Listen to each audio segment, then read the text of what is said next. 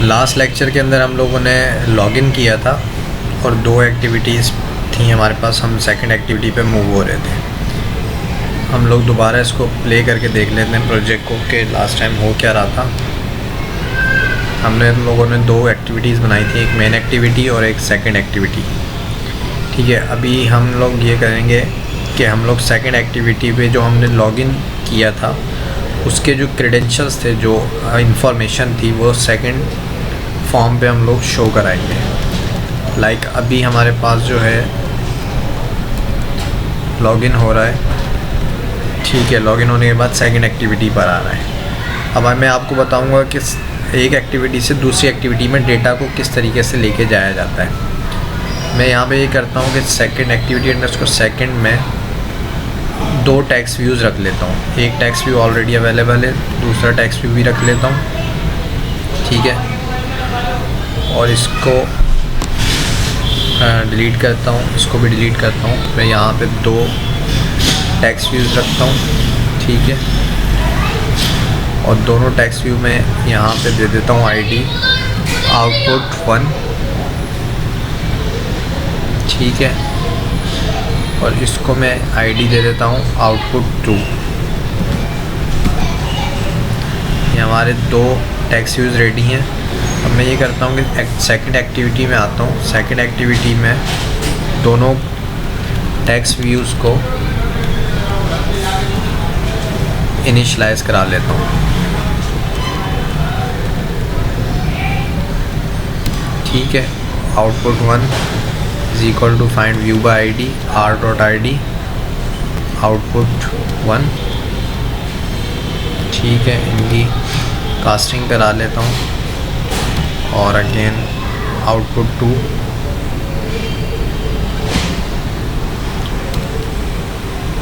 और यहाँ पे आउटपुट 2। अब करना ये कि हम लोग जो मेन एक्टिविटी .java से हम लोग स्टार्ट एक्टिविटी करवा रहे थे, यहाँ पे हमें अपने इंटेंट के अंदर पुट एक्स्ट्रा यूज़ करना पड़ेगा। पुट एक्स्ट्रा क्या करता है कि जो डेटा होता है उसको मूव करता है। तो जो हमने इंटेंट का ऑब्जेक्ट बनाया था in, उसमें हम देंगे पुट एक्स्ट्रा। ठीक है, पुट एक्स्ट्रा में हम इधर देंगे की वैल्यू। की वैल्यू कि आप क्या लेके जाना चाहते हैं। मैं यहाँ ले जाता हूँ ईमेल। मैंने एक की बनाई है और उसमें मैं दूंगा कि इनपुट ईमेल जो है हमारी वो लेके जाए, और दूसरे में इंटेंट पुट एक्स्ट्रा पासवर्ड और कॉमा इनपुट पासवर्ड। ठीक है, तो ये एक्चुअली हो क्या रहा है कि हम लोग इस इंटेंट को बता रहे हैं कि आपने ये 2 चीज़ें अपने पास रखनी है। की वैल्यूज़ होती हैं जिनकी मदद से आप वैल्यूज़ को गेट कर सकते हैं। और यहाँ पे हम सेकंड एक्टिविटी में जा रहे हैं, तो सेकंड एक्टिविटी में यहाँ पे हम एक इंटेंट बनाएंगे और उसमें देंगे हम गेट इंटेंट। ठीक है, ये इंटेंट का ऑब्जेक्ट क्या करेगा कि जो भी वैल्यूज़, जब ये सेकंड एक्टिविटी कॉल होगी तो गेट इंटेंट आपको बताएगा कि उस इंटेंट के साथ क्या इन्फॉर्मेशन आई है। और उनको गेट करने का तरीका ये है कि गेट स्ट्रिंग एक्स्ट्रा।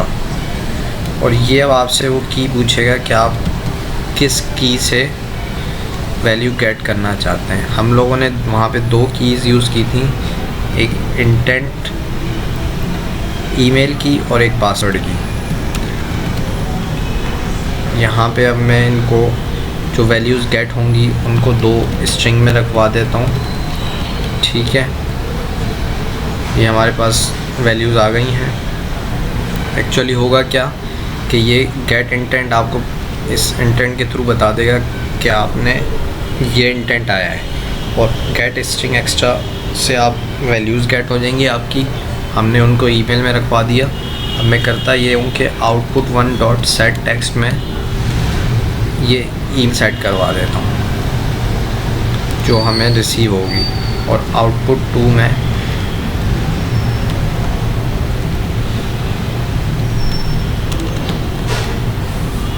मैं पासवर्ड वाली फील्ड सेट करा देता हूँ। अब मैं एप्लीकेशन को प्ले कर लेता हूँ। अब ये होगा ये कि मेन एक्टिविटी से जो भी वैल्यूज़ हमने सेट कराई थी पुट एक्स्ट्रा में, वो सेकंड एक्टिविटी में इसकी मदद से, गेट इंटेंट की मदद से हम लोगों ने उनको गेट कर लिया है, उनकी कीज़ दी हैं हमने, ठीक है, और वो ईमेल और पासवर्ड में आ जाएंगी और फिर वो हम लोगों ने टेक्स्ट व्यूज़ के अंदर अपने सेट करा लिए हैं।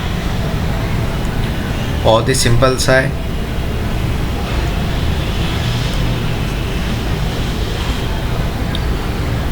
आप देखेंगे आपकी एप्लीकेशन रन हो रही है।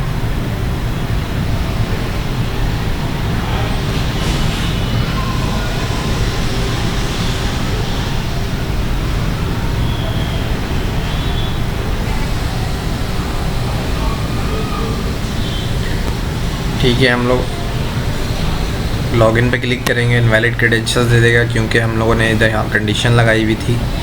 ठीक है, अब हम लोग अगर सही इंफॉर्मेशन देंगे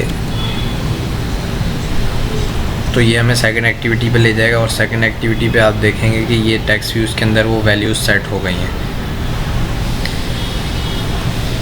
इंटेंट के थ्रू वैल्यूज़ पुट एक्स्ट्रा के थ्रू लेके जाते हैं और वहाँ पे गेट इंटेंट करेंगे तो ये वैल्यूज़ गेट हो जाएंगी आपकी।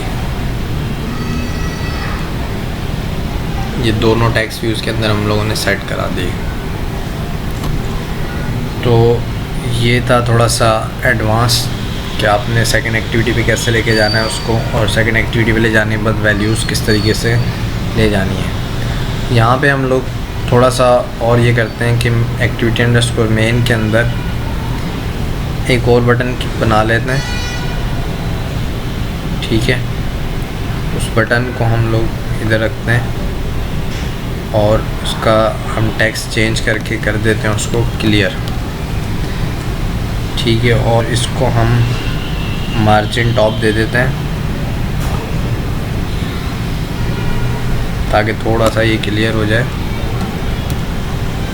ठीक है, अब इस क्लियर के बटन पे हम आईडी भी असाइन कर देते हैं, क्लियर PTN।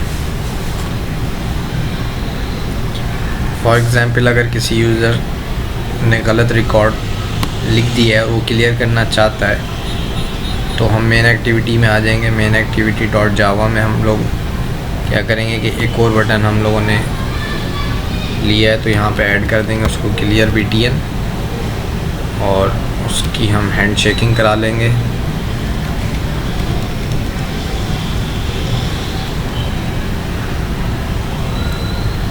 ठीक है, और उसके बाद अब उसका हम इवेंट बना लेंगे, सेट ऑन क्लिक लिसनर,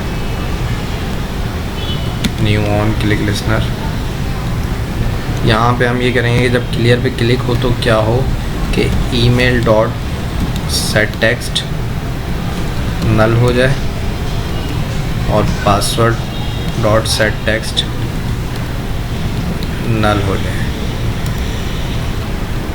अब इसको हम एप्लीकेशन को प्ले कर लेते हैं। अब यहाँ पे ये होगा क्या कि हमने जो एक्टिविटी अंडरस्कोर मेन के अंदर क्लियर का बटन रखा है, इसके क्लिक पर सेट ऑन क्लिक लिसनर जब कॉल होता है, ऑन क्लिक इवेंट परफॉर्म होता है, तो हमने क्या किया कि ईमेल और पासवर्ड में हमने जो टेक्स्ट है वो नल सेट करा दिया है।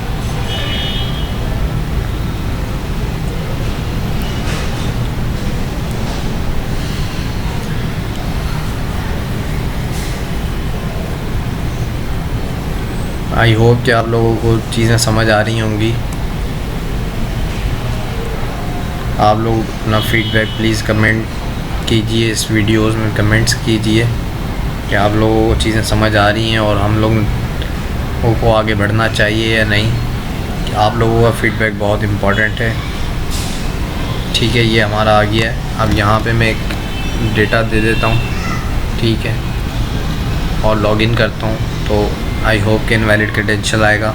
अब फॉर एग्जांपल यूज़र ने गलत इनपुट दे दिया है तो वो क्लियर का बटन जब दबाएगा तो आप देखेंगे वो वैल्यूज़ नल असाइन हो गई हैं और यहाँ पे ये क्लियर हो गया है।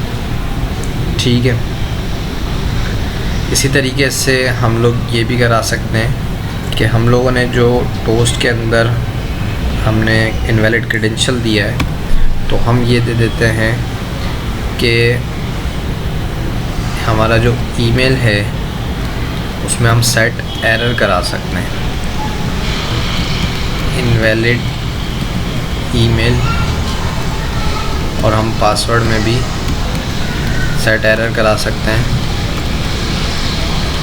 कि इनवैलिड पासवर्ड, और हम इसको टोस को कमेंट कर देते हैं। ठीक है, अब ये होगा कि जैसे ही अगर कंडीशन इफ़ वाली ट्रू नहीं होगी तो ये एल्स चलेगा, और यहाँ पे क्या होगा कि उन एडिट टेक्स्ट में एरर सेट हो जाएगा इनवैलिड ईमेल और इनवैलिड पासवर्ड का। इसको फर्दर आप ऑप्टिमाइज़ कर सकते हैं कि अगर सिर्फ ईमेल गलत है तो ईमेल का एरर आए, अगर सिर्फ पासवर्ड गलत है तो पासवर्ड फील्ड पे एरर आए।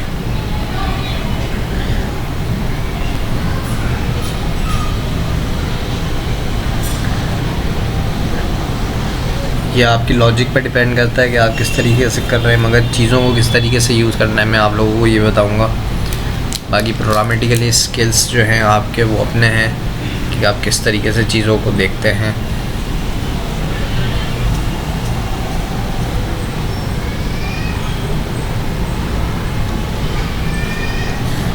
ये देखें, मैं यहाँ पे लॉगिन को क्लिक करता हूँ तो अब हमारा एल्स कॉल हुआ है। एल्स कॉल हुआ है तो आप देखें कि ये इनवैलिड ईमेल का एरर सेट हो गया है और इनवैलिड पासवर्ड का। इवन कि मैं सिर्फ ईमेल सही देता हूँ और लॉगिन करता हूँ तो अब ये फिर भी दोनों पे देगा, क्योंकि हमने एल्स के अंदर दोनों में एरर सेट कराए हैं। ठीक है, अगर हम सही चीज़ें इनपुट देंगे तो ये ऑटोमेटिकली नेक्स्ट उस पर चला जाएगा, लॉगिन हो जाएगा, नेक्स्ट एक्टिविटी पे चला जाएगा। ठीक है, तो अब हम लोग थोड़ा सा और आगे बढ़ते हैं। मैं आप लोगों को बताता हूँ कि कोई भी आइकन किस तरीके से लगाई जाए अपनी एप्लीकेशन के अंदर। ठीक है, मैं लॉगिन स्क्रीन पे एक कोई आइकन लगाते हैं।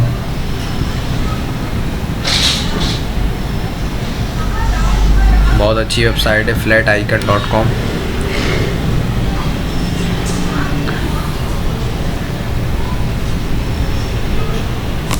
ठीक है, लॉगिन के नाम से मैं सर्च कर लेता हूँ। हम लोग जो भी मोस्टली एंड्रॉयड के अंदर इमेजेस यूज़ करते हैं वो हम PNG फॉर्मेट के अंदर यूज़ करते हैं, और यहाँ पे बआसानी PNG फॉर्मेट में आप पिक्चर्स आइकन्स मिल जाती हैं।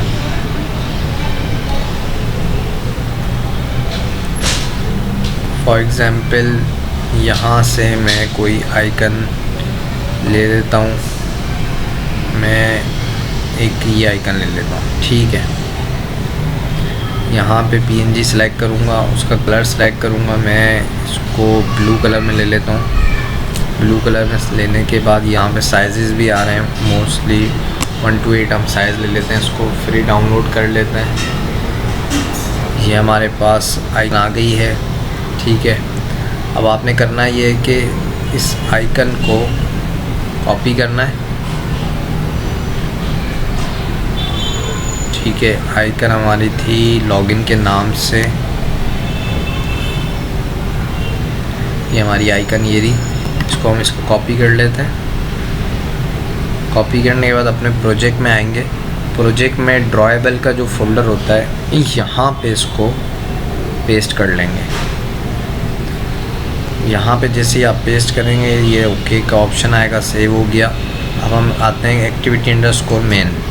यहाँ पे हम लोग क्या करते हैं कि इस लीनियर लेआउट के बाहर जो हमने टेक्स्ट व्यू दिया था यहाँ पे एक इमेज व्यू भी उठा लेते हैं। इमेज व्यू उठा के हम लोग इसके सामने रख देते हैं, क्योंकि ये रिलेटिव लेआउट में आया है तो ये बासानी आप देख रहे हैं कि आ रहा है।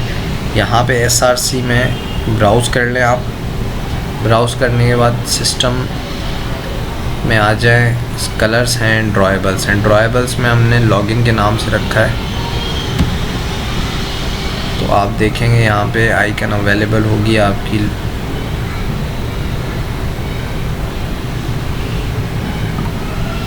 ठीक है, यहाँ नहीं मिल रही, यहाँ आप ट्राई कर लें।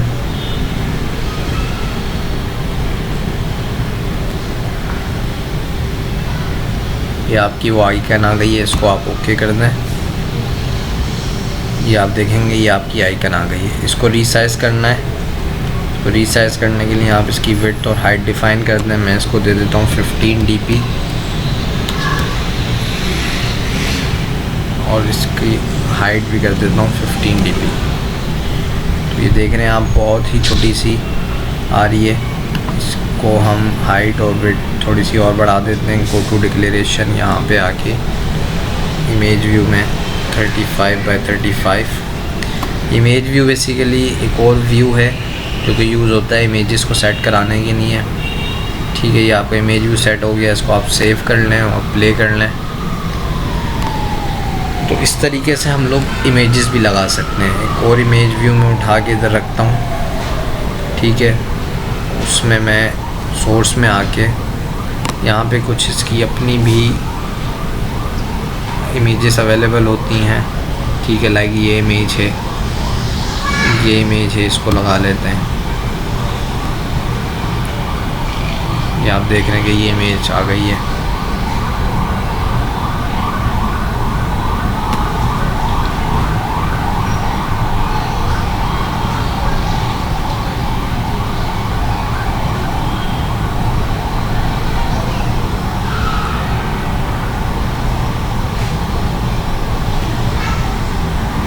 एमुलेटर जो है इतना ही टाइम लेता है, इसलिए मैं कहता हूँ कि गुड प्रैक्टिस ये है कि आप अपने डिवाइसेस यूज़ करें। आप ये देखें ये लॉक स्क्रीन वाला इमेज इधर शो हो गया है।